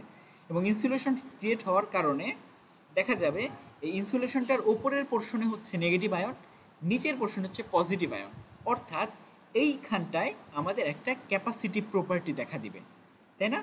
তার মানে রিডক্স রিয়াকশন হওয়ার কারণে আমরা ওইখানে পাইলাম একটা হাফ সেল পটেনশিয়াল, তারপর একটা ইনসুলেশন ক্রিয়েট হইলো, ইনসুলেশন ক্রিয়েট হওয়ার কারণে আমরা মাঝখান থেকে পাইলাম একটা ক্যাপাসিটর। বাট এই ক্যাপাসিটরটা তৈরি হয়ে যায়, ইনসুলেশন বলতেছি, বাট তারপরে আমরা যখন ডাটা নেই তখন দেখা যায় এই ইনসুলেশনটাকে ক্রস করেই কিছু কারেন্ট ফ্লো করতে পারে, তাই না? কিছু কারেন্ট ফ্লো করতে পারে এবং সেই কারেন্টটা ফ্লো করার পথে বাধারও সম্মুখীন হয়, ঠিক আছে? তার মানে এইখানে তখন আসলে কিছু রেজিস্ট্যান্স থাকবে, মানে এটা পিওর ইনসুলেশন মানে পিওর ক্যাপাসিটরের মতো কাজ করবে না, এটা আসলে একটা রেজিস্ট্যান্স এবং ক্যাপাসিটেন্স, এটার একটা কম্বিনেশনের মতো কাজ করবে। এখন আমরা যে তিনটার নাম বললাম, যে একটা হাফ সেল পটেনশিয়াল ক্রিয়েট হবে, একটা ক্যাপাসিটর ক্রিয়েট হবে এবং একটা রেজিস্ট্যান্স ক্রিয়েট হবে, তাই তো? আমরা সেলটা চেহারা মানে ওইটার ইকুইভ্যালেন্ট সার্কিটটা চেহারা দেখি। ইকুইভ্যালেন্ট সার্কিটটা হচ্ছে এটা, equivalent circuit model electro of an electrolyte interface. মানে আমাদের যে ইলেকট্রোড এবং একটা ইলেকট্রোলাইট, এই দুইটার ইন্টারফেসে একটা ইকুইভ্যালেন্ট সার্কিট যদি আমি নিয়ে আসতে চাই তাহলে আমরা এই জিনিসগুলো পাবো। এটা হচ্ছে আমাদের হাফ সেল পটেনশিয়াল বা রিভার্স পটেনশিয়ালও বলা যেতে পারে, ঠিক আছে? তারপর দুইটার মধ্যে একটা ক্যাপাসিটিভ ইফেক্ট তৈরি হবে ইনসুলেশনের কারণে, এবং একটা ওই ইনসুলেশন ক্রস করার জন্য একটা রেজিস্ট্যান্স, মানে কিছু কারেন্ট ওই ইনসুলেশনকে ক্রস করে যাইতে পারবে, তো তখন একটা রেজিস্ট্যান্স সে ফিল করবে, সেটা হচ্ছে আমাদের আরসিটি, ঠিক আছে? আর আর টোটালটা কি? আর টোটালটা হচ্ছে আমাদের বাকি অংশের, আর টোটালটা হচ্ছে আমাদের বাকি এই ফিগারটা কোথায় আঁকলাম, এই যে আর টোটালটা হচ্ছে আমাদের বাকি এই অংশটুকুর, মানে যেখানে আসলে আমাদের আয়নগুলা দুই পাশে ভাগ হয়ে গেছে, তার মানে এই অংশটুকু ফ্লো করতে হয়তো কারেন্ট একটা রেজিস্ট্যান্স ফিল করবে, ঠিক আছে? কারেন্ট একটা রেজিস্ট্যান্স ফিল করবে যেহেতু আয়ন দুই পাশে চলে গেছে, তো ওই রেজিস্ট্যান্সটাকে আমরা আসলে বলতেছি আর টোটাল, ঠিক আছে?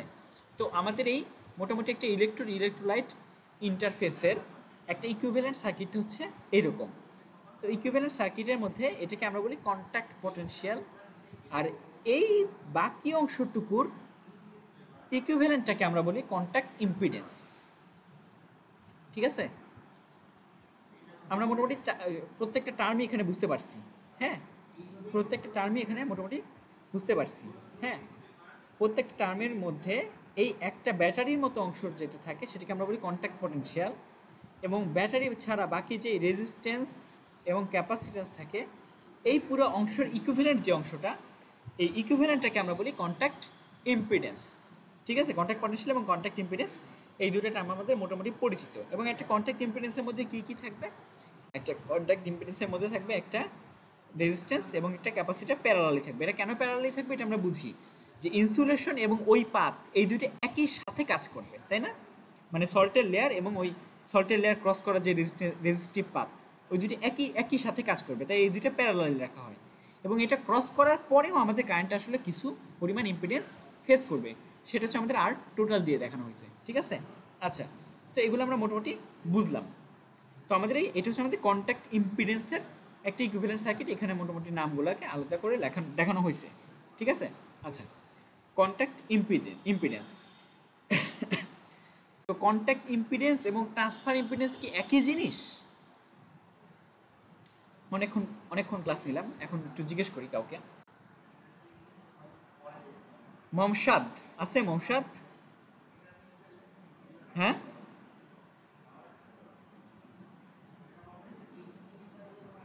সালমান সালমান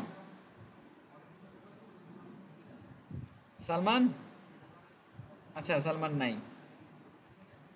এখন প্রশ্ন জিজ্ঞেস করার সাথে সাথে সবাই লিভ নিয়ে চলে যাচ্ছে।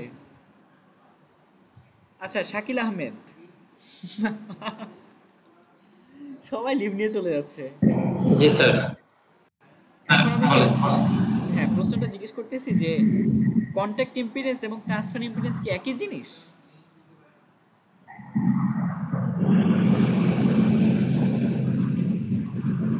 শাকিল, স্যার কন্ট্যাক্ট ইম্পিডেন্স আর ট্রান্সফার ইম্পিডেন্স কি একই জিনিস? স্যার বলতে পারবো না স্যার। আচ্ছা যে বলতে পারবেন বলেন, একজন বলতে পারলেই হবে। ওমর ফারুক,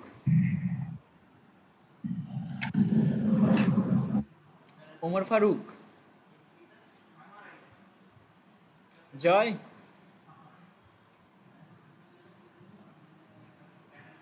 মিথুন ভৌমিক, এসবে কই? হ্যাঁ, মুন্না জমাদ্দার, মুন্না জমাদ্দার, জি স্যার। কন্ট্যাক্ট ইম্পিডেন্স এবং ট্রান্সফার ইম্পিডেন্স কি একই জিনিস?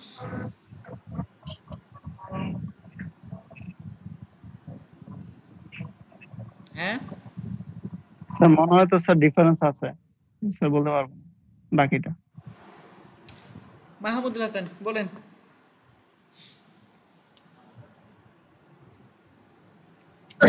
এটা স্পেসিফিক্যালি বায়োমেডিকেলে তেমন একটা ইউজ আমি দেখি নাই, তবে এটা আমার মনে হয় যে কেবল ডিজাইনে ব্যাপারটা বেশি ইউজ করা হয়।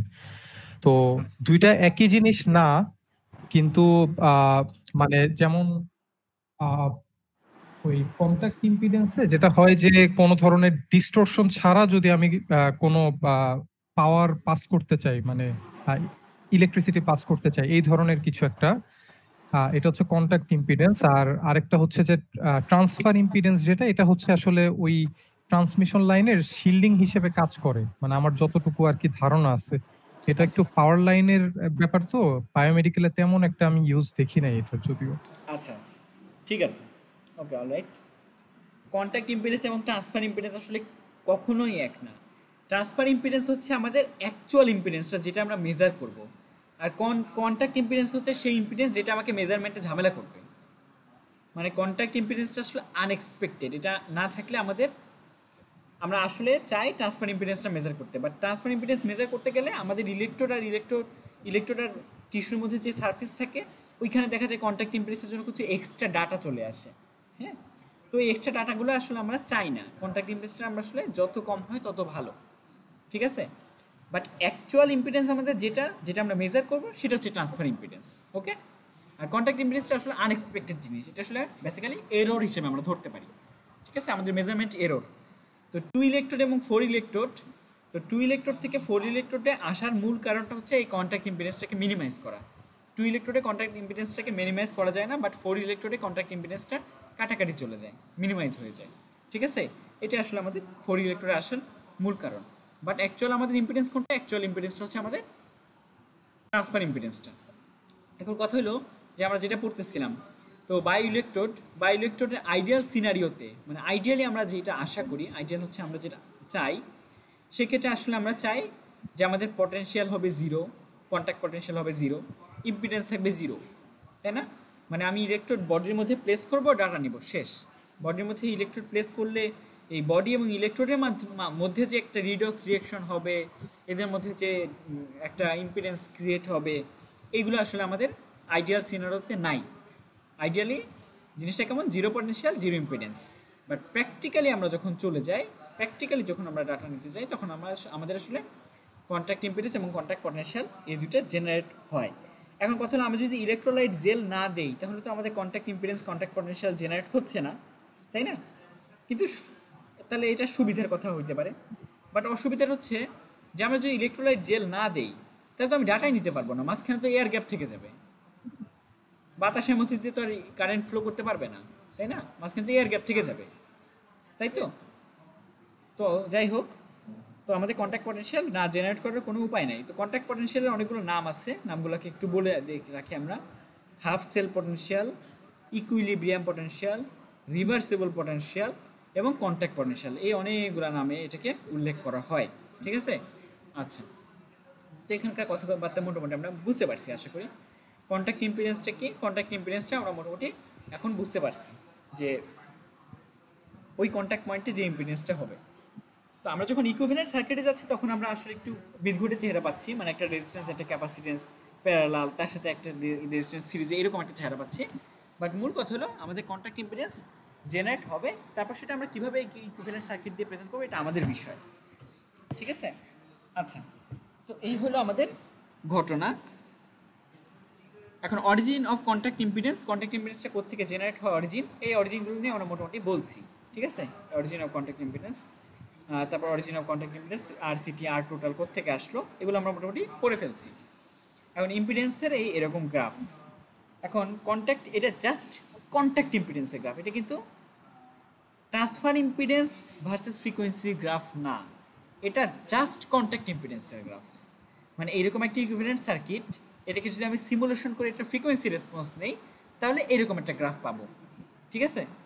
আমরা কি করব, আমরা হচ্ছে এরকম একটা সার্কিট, মানে হিউম্যান বডির ক্ষেত্রে হয় সাপোজ, তো সেটার ক্ষেত্রে আমি হচ্ছে সিমুলেশন করলাম, তারপর একটা গ্রাফ প্লট করলাম, তাহলে আমরা ইম্পিডেন্স ভার্সেস ফ্রিকোয়েন্সির এরকম একটা ক্যারেক্টারিস্টিক কার্ভ পাই। ঠিক আছে? ক্যারেক্টারিস্টিক কার্ভটাকে আমরা যদি একটু ভালোভাবে বোঝার চেষ্টা করি তাহলে আমরা অনেক কিছু বুঝতে পারি আসলে। এখানে হয়তো গ্রাফটা আপনারা হয়তো ল্যাবে যখন এই কাজটা করবেন তখন আপনাদের গ্রাফটা এত স্মুথ হবে না, বাট মোটামুটি প্যাটার্নটা এমন যে লো ফ্রিকোয়েন্সিতে গ্রাফটা মোটামুটি স্ট্রেইট, হাই ফ্রিকোয়েন্সিতে যে আমাদের ভ্যালু কমে যেতে থাকে, হাই ফ্রিকোয়েন্সিতে যে আমাদের ইম্পিডেন্সের ভ্যালু কমে যেতে থাকে। এটা কেন কমে এটা আমরা এখন বুঝতেছি, যে এইখানে একটা ক্যাপাসিটর আছে, হাই ফ্রিকোয়েন্সিতে গেলে আমাদের ক্যাপাসিটরটা শর্ট হয়ে যায়, তাই না? আমরা যখন হাই ফ্রিকোয়েন্সিতে যাব তখন আমাদের কি হবে, আমাদের এই ক্যাপাসিটরটা শর্ট হয়ে যাবে। আমি যত হাই ফ্রিকোয়েন্সি যাবো আমাদের ক্যাপাসিটরটা তত শর্ট হবে, তাই না? যত হাই ফ্রিকোয়েন্সিতে যাব, আমি যদি ইনফিনিটি ফ্রিকোয়েন্সি নিতে পারি তাহলে দেখা যাবে এই RCTর মধ্যে দিয়ে কোনো কারেন্ট ফ্লোই করতেছে না, অর্থাৎ এখানে আসলে এই পার্টটা আসলে পিওর শর্ট হয়ে যাবে তখন, তাই তো? অর্থাৎ আমাদের ফ্রিকোয়েন্সি বাড়ার সাথে সাথে ইম্পিডেন্সটা এইরকমভাবে কমতে থাকবে, এটার ক্যারেক্টারিস্টিক। হ্যাঁ, কমতে থাকবে। এটা কি কখনো জিরো হবে? কখনোই জিরো হবে না, কারণ আর টোটালটা তো আসলে কমার কোনো সুযোগ নাই, তাই না? আর টোটাল যেটা, এটা তো আসলে কমার কোনো সুযোগ নেই। ঠিক আছে? তো কন্ট্যাক্ট ইম্পিডেন্স ভার্সেস ফ্রিকোয়েন্সি গ্রাফটা আমাদের সবসময় হাইয়ের থেকে লোয়ের দিকে যায়, মানে গ্রাফটার শেপটা এমন হইতে হয়। যদি আপনার এক্সপেরিমেন্ট করার সময় গ্রাফের শেপ এমন না আসে তাহলে এক্সপেরিমেন্ট ভুল হয়েছে। এবং সাধারণত আমরা এই এক্সপেরিমেন্টগুলা কিলো হার্টজ থেকে শুরু করি বা হার্টজ থেকে শুরু করি, সাপোজ 100 হার্টজ থেকে শুরু করি এবং মেগা হার্জে যায় শেষ করি, অর্থাৎ এই ফ্রিকোয়েন্সিটাকে নেওয়া হয় লগারিদমিক স্কেলে। লগারিদমিক স্কেলে না নিলে এই গ্রাফটাকে আমরা আসলে প্লটই করতে পারবো না, তাই না? মানে অনেকগুলো ডাটা নিতে হয় এটার জন্য। তো ইম্পিডেন্স ভার্সেস ফ্রিকোয়েন্সি গ্রাফটা আমাদের এরকম মানে এই শেপের হয়, কন্ট্যাক্ট ইম্পিডেন্স ভার্সেস ফ্রিকোয়েন্সি গ্রাফটা এই শেপের হয়। এটা আসলে একটা বেশ ইম্পর্ট্যান্ট একটা ক্যারেক্টারিস্টিক। কেন এই গ্রাফটা নিয়ে এত কথা উল্লেখ করতেছি, কারণ আমি একটু আগে একটা প্রশ্ন করলাম, কন্ট্যাক্ট ইম্পিডেন্স এবং ট্রান্সফার ইম্পিডেন্স কি একই জিনিস? অবশ্যই একই জিনিস না। আমাদের কন্ট্যাক্ট ইম্পিডেন্স ভার্সেস ফ্রিকোয়েন্সির গ্রাফের শেপটা যেমন হয়, আমাদের ট্রান্সফার ইম্পিডেন্স ভার্সেস ফ্রিকোয়েন্সির গ্রাফের শেপটা একই রকম হয়। একই রকম হওয়ার পিছনে কারণ আছে, মূল কারণ হচ্ছে ক্যাপাসিটর। কন্ট্যাক্ট ইম্পিডেন্সের ক্ষেত্রে এই যে এটা হচ্ছে ক্যাপাসিটর, আপনি যদি সিমুলেশন করেন এমন একটা গ্রাফ পাবেন। বাট আপনি যদি ট্রান্সফার ইম্পিডেন্সের কথা চিন্তা করেন, মানে হিউম্যান বডির অ্যাকচুয়াল যে ইম্পিডেন্সটা, টিস্যুর যে ইম্পিডেন্সটা, এইটার কথা যদি চিন্তা করেন, এইটার মধ্যেও আছে কি অনেকগুলো সেল, মানে এই সেলগুলো আসলে ক্যাপাসিটরের মতোই কাজ করে। যত হাই ফ্রিকোয়েন্সিতে আমরা যাই আমাদের ইম্পিডেন্সটা তত কমতে থাকে, অর্থাৎ আমাদের হাই ফ্রিকোয়েন্সিতে গ্রাফটা তত নিচে নেমে যেতে থাকে। মানে আমাদের contact impedance versus frequency graph যেমন হয়, transfer impedance versus frequency graph একই রকম হয়, শেপটা এক হয়, ভ্যালু হয়তো সেম হবে না, মানে শেপটা হচ্ছে একরকম হয়, শেপ। ওকে, হ্যাঁ। তো আমাদের কখনোই কন্ট্যাক্ট ইম্পিডেন্স এবং ট্রান্সফার ইম্পিডেন্স একই জিনিস না, এই দুটাকে একসাথে মিশিয়ে ফেলা যাবে না। বাট খেয়াল রাখতে হবে যে যেহেতু এই দুইটার মধ্যে ক্যাপাসিটর আছে, সেহেতু এই দুইটা গ্রাফের শেপ সেম। ওকে, এই দুইটা গ্রাফকে লগারিদমিক স্কেলে প্লট করা হয়। আচ্ছা, এখন যেই কথাটা বলবো এটা এর থেকেও এতক্ষণ যা বলছি তার থেকেও বেশি ইম্পর্ট্যান্ট, যে transfer impedance versus frequency graph যদি একই শেপের হবে এইটা সমস্যা না। যদি আমি ট্রান্সফার ইম্পিডেন্স ভার্সেস ফ্রিকোয়েন্সির ভ্যালু অনেক হাই ফ্রিকোয়েন্সিতে নেই তাইলে কি হবে, মেগাহার্জে নেই তাইলে কি হবে, মেগাহার্জে নেই আমি, মেগাহার্জে যদি আমি যাই তাহলে তখন আমাদের কন্ট্যাক্ট ইম্পিডেন্সটা সব থেকে কম হবে, রাইট? মেগাহার্জে আমাদের কন্ট্যাক্ট ইম্পিডেন্সটা সব থেকে কম হবে, তাই না? মেগাহার্জে, মেগাহার্জ বা গিগাহার্জে আমরা যাই না সাধারণত। মেগাহার্জে যখন আমরা ডাটা নেই তখন আমাদের কন্ট্যাক্ট ইম্পিডেন্সের ভ্যালুটা অনেক কমে যায়, কারণ এই ক্যাপাসিটিভ ইফেক্টটা অনেক বেড়ে যায়, ক্যাপাসিটরের ভ্যালু অলমোস্ট জিরো হয়ে যায়। যদি ক্যাপাসিটরের ভ্যালু অলমোস্ট জিরো হয়ে যায় তাহলে তখন এটা আমরা কি কন্ট্যাক্ট ইম্পিডেন্সটাকে নেগলেক্ট করতে পারি। তো হাই ফ্রিকোয়েন্সিতে দেখা যায় আমি ইলেকট্রোলাইট জেল দিলেও যেই ডাটা আসে, ইলেকট্রোলাইট জেল না দিলেও একই ডাটা আসে। আমার কথাটা কি বুঝতেছেন? কেউ একজন একটু রেসপন্স করেন কাইন্ডলি, কেউ একজন একটু রেসপন্স করলে ভালো হয় আর কি, যে কেউ একজন, যে ক্লাসটাকে ফলো করতেছেন সে একটু রেসপন্স করেন। কেউ রেসপন্স করবে না, মানে সবাই হচ্ছে ভাবতেছে আরেকজন করুক, আমি কেন করবো, এরকম আর কি। আচ্ছা, তো যেটা বলতেছিলাম যে হাই ফ্রিকোয়েন্সিতে গেলে আমাদের কন্ট্যাক্ট ইম্পিডেন্সের ভ্যালুটা অনেক কমে যায়, হাই ফ্রিকোয়েন্সিতে গেলে কন্ট্যাক্ট ইম্পিডেন্সের ভ্যালু অনেক কমে যায়। তো আমাদের হাই ফ্রিকোয়েন্সিতে ইলেকট্রোলাইট জেল দিলেও যেই ডাটা আসে, ইলেকট্রোলাইট জেল ছাড়াও একই ডাটা আসে। প্রশ্ন হচ্ছে কেন? হাই ফ্রিকোয়েন্সিতে ইলেকট্রোলাইট জেল দিলেও আমাদের যেই ডাটা আসে, ইলেকট্রোলাইট জেল ছাড়াও একই ডাটা আসে। জয় বলেন কেন? জয় নাই। সালমান নাই। জাহানার আফরোজ চুমকি আছে?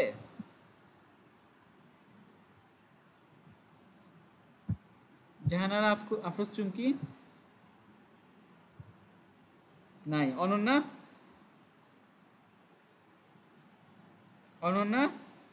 নাই। আচ্ছা ঠিক আছে, আপনাদেরকে এগুলো জিজ্ঞেস মানে থামায় জিজ্ঞেস করা। হাই ফ্রিকোয়েন্সিতে জেল দিলে একই গ্রাফ আসবে এবং জেল না দিলে একই গ্রাফ আসবে, কারণ হচ্ছে মানে হাই ফ্রিকোয়েন্সিতে এটা আসলে অনেকটা কন্ডাক্টিভ একটা পাথরের মতোই কাজ করে। মানে এখানে তো কোনো মানে হাই ফ্রিকোয়েন্সিতে ওই ক্যাপাসিটেন্স পাথর এটা তো কোনো ই করতে পারতেছে না, তাকে কোনো ইমপিড করতে পারতেছে না। তো আলটিমেটলি এখানে জেল আমি দেই কেন? জেল দেই হচ্ছে যে কন্ট্যাক্টটা বাড়ানোর জন্য। তো আলটিমেটলি এটা তো হাই ফ্রিকোয়েন্সিতে এমনিতেই এটা কন্ডাক্টিভ পাথওয়ের মতো কাজ করে। তো জেল দিলে যে গ্রাফ আসবে, না দিলেও সেম গ্রাফই আসবে। হ্যাঁ, ঘটনা আসলে এক্স্যাক্টলি তাই। হাই ফ্রিকোয়েন্সিতে আমি জেল দিলে যে ক্যাপাসিটর আসে সে শর্টের মতো কাজ করে, আর জেল না দিলে মাঝখানে যে এয়ার গ্যাপ থাকে, মাঝখানে যদি জেল না দিই তাহলে এয়ার গ্যাপ থাকবে, তখন সেটা আসলে ক্যাপাসিটরের মতোই কাজ করে, তাই না? মানে বডির সারফেস এবং ইলেকট্রোড এর মাঝখানে একটা এয়ার গ্যাপ, এবং এয়ার গ্যাপটা হচ্ছে ক্যাপাসিটরের ইনসুলেটরের কাজ করে, দুই পাশে দুইটা প্লেট, মানে ওইটা আসলে ক্যাপাসিটরের মতো কাজ করে। মানে ওভারঅল হাই ফ্রিকোয়েন্সিতে গেলে ক্যাপাসিটিভ ইফেক্টটা অনেক বেশি বেড়ে যায়। এই কারণে আমাদের হাই ফ্রিকোয়েন্সিতে গেলে ইম্পিডেন্স ভার্সেস মানে জেল দিলেও যা, জেল না দিলেও তাই, এরকম সেম গ্রাফ চলে আসে। এটা আমি নিজের এক্সপেরিমেন্ট করার সময় দেখছি এবং আপনারা হয়তো এই জিনিসটা দেখবেন। বাট একটু আগে যে কথাটা বললাম, কন্ট্যাক্ট ইম্পিডেন্স এবং ট্রান্সফার ইম্পিডেন্স কিন্তু এক জিনিস না, এই দুইটাকে একসাথে মিলাই ফেলা যাবে না। আচ্ছা, এখন কথা হলো বায়ো ইম্পিডেন্স মেজার করার টেকনিক আছে আমাদের কাছে মোটামুটি অনেকগুলা, বাট আমরা ফার্স্টলি দুইটা টেকনিক সম্পর্কে জানবো। একটা হচ্ছে বাইপোলার, একটা হচ্ছে টেট্রাপোলার। বাইপোলারটা আমরা সবাই জানি, তাই না? বাইপোলারটাই অ্যাকচুয়ালি আমরা এতদিন পর্যন্ত ইউজ করে আসছি। আমরা যখন কোনো একটা রেজিস্ট্যান্স নিয়ে মাল্টিমিটার দিয়ে এটা রেজিস্ট্যান্সটাকে মাপতে চাই, তখন আমরা আসলে কী করি, তখন দুইটা প্রান্তে দুইটা ইলেকট্রোড ধরি। তো ইলেকট্রোডের মধ্যে দিয়ে কারেন্ট ফ্লো হয়। কারেন্ট ফ্লো হলে আমরা আসলে ভোল্টেজ কত ড্রপ হলো সেটাকে নিয়ে সেই ভোল্টেজ ড্রপটাকে কারেন্টের ভ্যালু দিয়ে ভাগ করি, তাহলে আমরা ওই বাইপোলার টেকনিকে ইম্পিডেন্সটাকে পেয়ে যাই। বাট আমরা টেট্রাপোলারে কেন যাই? টেট্রাপোলারে যাওয়ার কারণ হচ্ছে কন্ট্যাক্ট ইম্পিডেন্সটাকে রিমুভ করা যায় টেট্রাপোলারে। টেট্রাপোলার ইম্পিডেন্স মেজারমেন্টে কন্ট্যাক্ট ইম্পিডেন্সটাকে রিমুভ করে ফেলা যায়, ঠিক আছে? কিভাবে রিমুভ করে যায় এটাকে ব্যাখ্যা করতে একটু সময় লাগবে। এখন কথা হলো আপনাদের কি ধৈর্য আছে নাকি?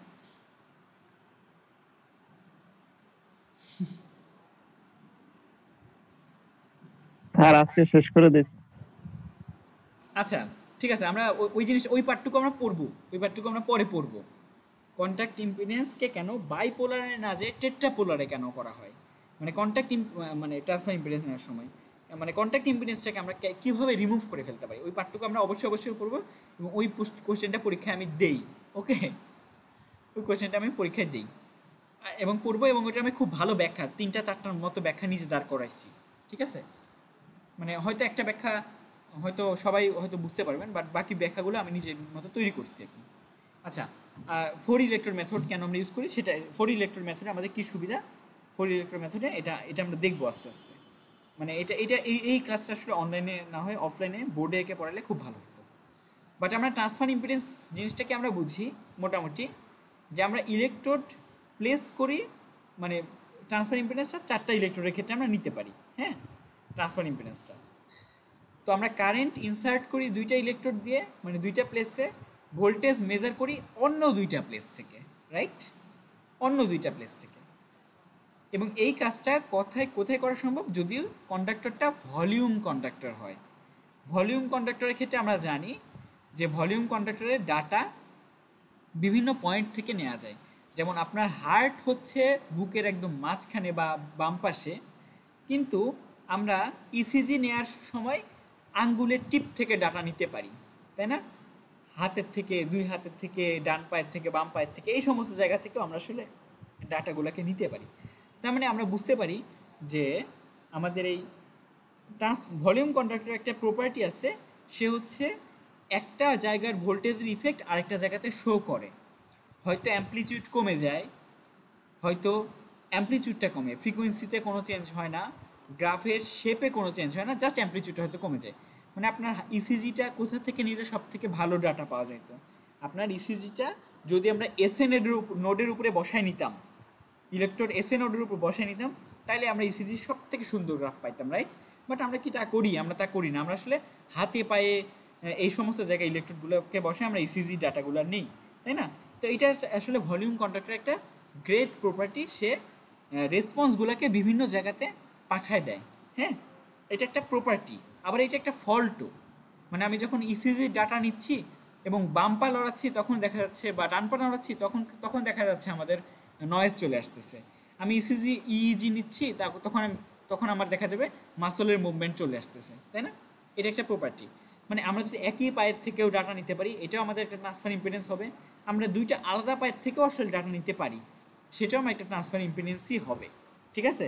মানে এটা আসলে 2টা ভিন্ন ভিন্ন জায়গা থেকে, মানে এক জায়গায় কারেন্ট ইনসার্ট করে আরেক জায়গা থেকে ডাটা নেওয়া সম্ভব। এই ক্যারেক্টারিস্টিকটা আমরা মোটামুটি এখান থেকে দেখতে পারলাম। যদি এভাবে কখনো নেওয়া হয় না, বাট এটা নেওয়া সম্ভব যেহেতু এটা ভলিউম কন্ডাক্টর, ঠিক আছে?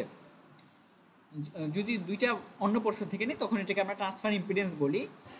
আর ট্রান্সফার ইম্পিডেন্সের কোল মডেলটা আমরা পরে একদম ডিটেলসে পড়বো। কোল মডেলটা কি, কোল মডেলটা কেন এমন হচ্ছে, মানে একটা সেলের ক্ষেত্রে এগুলো আসলে অফলাইনে নিতে পারলে ভালো হতো, বোর্ডে একে আসলে পড়ানোর মতো, এবং এটা সময় নিয়ে পড়ানোর মতো, প্লাস ধৈর্য সহকারে, মানে যার আগ্রহ আছে তার পড়ানোর জন্য। যারা আগ্রহ নাই তারা আসলে এরকম না পড়লেও চলবে, এরকম আর কি, আগ্রহ নিয়ে পড়ার মতো একটা কোর্স। বাট একটা শেষে যে জিনিসটাকে বলি, মাল্টি ফ্রিকোয়েন্সি আমরা কেন ইউজ করি? মাল্টি ফ্রিকোয়েন্সি কারণ হচ্ছে আমাদের বডি সেল দিয়ে তৈরি, সেল মেমব্রেনগুলো ক্যাপাসিটরের মতো কাজ করে। সেল মেমব্রেনগুলো কিসের মতো কাজ করে? ক্যাপাসিটরের মতো কাজ করে, ঠিক আছে? তো আমরা যখন লো ফ্রিকোয়েন্সি দেই, লো ফ্রিকোয়েন্সি কোনো ডাটা কারেন্ট ইনজেক্ট করি, তখন দেখা যায় লো ফ্রিকোয়েন্সিটা ক্যাপাসিটরকে অ্যাভয়েড করে যায়, কারণ ক্যাপাসিটর তার জন্য বাধা। লো ফ্রিকোয়েন্সি বা ডিসি কারেন্ট চেষ্টা করে যে সেলগুলার বাইরের যেই ফ্লুইডগুলো আছে, মানে এক্সট্রা সেলুলার ফ্লুইড দিয়ে পাস করে যাওয়ার চেষ্টা করে, সে কোনোভাবেই সেলের মধ্যে ঢুকার চেষ্টা করে না। এটা হচ্ছে লো ফ্রিকোয়েন্সি। লো ফ্রিকোয়েন্সিতে এই ঘটনাটা ঘটে, এক্সট্রা সেলুলার ফ্লুইড দিয়ে পাস করার চেষ্টা করে, লো ফ্রিকোয়েন্সি ডাটাটা এমন হয়। বাট আমরা যখন হাই ফ্রিকোয়েন্সিতে চলে যাই তখন আমরা আসলে দেখতে পারি যে হাই ফ্রিকোয়েন্সিটা এক্সট্রা সেলুলার ফ্লুইড দিয়েও যেমন সুন্দরভাবে পাস করে যেতে পারে, আবার ইন্টারসেলুলার ফ্লুইড অর্থাৎ ক্যাপাসিটরগুলোর মধ্য দিয়েও সে খুব সুন্দরভাবেই পাস করে যেতে পারে, তাই না? তার মানে হাই ফ্রিকোয়েন্সির জন্য পথ আসলে দুইটা, লো ফ্রিকোয়েন্সির জন্য পথ আসলে একটা, ঠিক আছে? এই জন্য যেহেতু হাই ফ্রিকোয়েন্সিতে যেহেতু পথ অনেক বেশি, তাই হাই ফ্রিকোয়েন্সিতে ইম্পিডেন্সটা অনেক কমে যায়, ঠিক আছে? বাট লো ফ্রিকোয়েন্সিতে যেহেতু পথ একটা, মানে এক্সট্রা সেলুলার ফ্লুইড জাস্ট, এই কারণে লো ফ্রিকোয়েন্সিতে ইম্পিডেন্সটা বেশি থাকে। এই কারণে আমাদের ইম্পিডেন্সের গ্রাফটা আসলে ওই ট্রান্সফার ইম্পিডেন্সের গ্রাফটা আসলে এরকমই আগের মতোই হয় আর কি, হাই ফ্রিকোয়েন্সিতে বেশি, লো ফ্রিকোয়েন্সিতে এরকম কমে যায়, এরকম একটা গ্রাফ পাই আমরা, ঠিক আছে? মাল্টিপল ফ্রিকোয়েন্সি কেন ইউজ করা হয়? মাল্টিপল ফ্রিকোয়েন্সি ইউজ করা হয় এই জন্য যে আমি হাই এবং লো এবং মাঝখানে অনেকগুলো মানে হার্টস থেকে শুরু করে মেগা হার্টস পর্যন্ত সব ডাটা আমরা নিই এবং সবগুলো ডাটার একটা গ্রাফ প্লট করি, ঠিক আছে? এবং একটা গ্রাফ প্লট করি এই জন্য, মানে মাল্টিপল ফ্রিকোয়েন্সিতে আমরা ডাটা নিই এই জন্য যে আসলে আমরা সেলের মাল্টিপল ফ্রিকোয়েন্সিতে ডাটাটা না নিলে আমরা বায়োলজিক্যাল টিস্যুটাকে আসলে ডিফাইন করতে পারি না, তাই না? আমি যদি জাস্ট ডিসি বা জাস্ট লো ফ্রিকোয়েন্সি ডাটাগুলো নিতাম তাহলে হয়তো আমি বুঝতেই পারতাম না এইখানকার সেলের মধ্যে এইখানকার সেল কী পরিমাণ আছে বা এটার প্রপার্টিটা কেমন। আর আমরা যদি জাস্ট হাই ফ্রিকোয়েন্সি ডাটা নিই তাহলে হয়তো এক্সট্রা সেলুলার ফ্লুইড সম্পর্কে কোনো ধারণাই পাবো না। এই জন্য মাল্টিপল ফ্রিকোয়েন্সি এখানে ইউজ করা হয় এই ডাটাগুলো নেওয়ার সময়, প্লট করার সময়, ঠিক আছে? তো এটা মোটামুটি পড়লাম এই স্লাইডটা, বাট স্লাইডে বেশ কিছু জিনিস স্কিপও করে আসছি। স্কিপ করার মধ্যে কি একটা হচ্ছে 2 ইলেকট্রন মেথড এবং 4 ইলেকট্রনের মেথডের মধ্যে ডিফারেন্সটা কোথায় ফার্স্ট, সেকেন্ডটা হচ্ছে কোল প্লট বা কোল মডেল, ঠিক আছে? আমরা কোল মডেলটা একটু একটু বলে রাখি, আমরা কন্ট্যাক্ট ইম্পিডেন্স বা কন্ট্যাক্ট পটেনশিয়াল সম্পর্কে পড়লাম না এতক্ষণ, কন্ট্যাক্ট ইম্পিডেন্স বা কন্ট্যাক্ট পটেনশিয়াল সম্পর্কে পড়লাম। এই কন্ট্যাক্ট ইম্পিডেন্সটা তো দুইটা ইলেকট্রোডের ক্ষেত্রেই হবে, তাই না? মানে একটা অ্যানোড এবং একটা ক্যাথোড, অ্যানোডের ক্ষেত্রেও contact impedance contact potential generate হবে, আবার ক্যাথোডের ক্ষেত্রেও contact impedance contact potential generate হবে, দুইটা ক্ষেত্রেই হবে, তাই না? তো আমি যখন একটা ডাটা নিব, মানে একটা কারেন্ট ফ্লো করব, তখন একটা কারেন্ট ফ্লো করে আমি ইম্পিডেন্স মেজার করতে চাই, তখন আমাদের অ্যানোডের কন্ট্যাক্ট ইম্পিডেন্সের ইফেক্টও সেখানে থাকবে, ক্যাথোডের কন্ট্যাক্ট ইম্পিডেন্সেরও ইফেক্ট সেখানে থাকবে, তাই না? দুইটার ইফেক্টই থাকবে। তো এই দুইটা ইফেক্টকে আমরা আসলে কীভাবে প্লট করব বা কীভাবে এই জিনিসটাকে ডিল করব, সেইটার জন্য যে মডেলটা সেটাকে আমরা বলি হচ্ছে কোল্ড মডেল, ঠিক আছে? আশা করি মোটামুটি আপনাদের কাছে অনেক কিছু ক্লিয়ার করতে পারছি। যেই জিনিসগুলো ক্লিয়ার করতে পারি নাই সেগুলো হয়তো আপনারা আমাকে প্রশ্ন করে জেনে নিতে পারবেন, ঠিক আছে? কারো কোনো সমস্যা হলে আমি তো সবসময় আসি। আর হয়তো গ্রীষ্মকাল মানে হিটওয়েভ কমে গেছে অনেকটা, হয়তো আপনাদের ক্লাস অনলাইনের পরিবর্তে অফলাইনে হয়তো শুরু হয়ে যাবে, তো আপনার মেন্টালি মোটামুটি প্রিপারেশন নিতে থাকেন। এই তো মোটামুটি আজকের দিনের লেকচার রেকর্ডটা অবশ্যই আপলোড করে দিব একটু পরে। এই তো ঠিক আছে। কারো কোনো প্রশ্ন আছে জিজ্ঞেস করতে চান বা কিছু বুঝে নেয় আমার কিছু জিজ্ঞেস করতে চান আমাকে? যদি প্রশ্ন না থাকে তাহলে আমরা ক্লাসটা হয়তো এখানে শেষ করতে পারি। ওকে,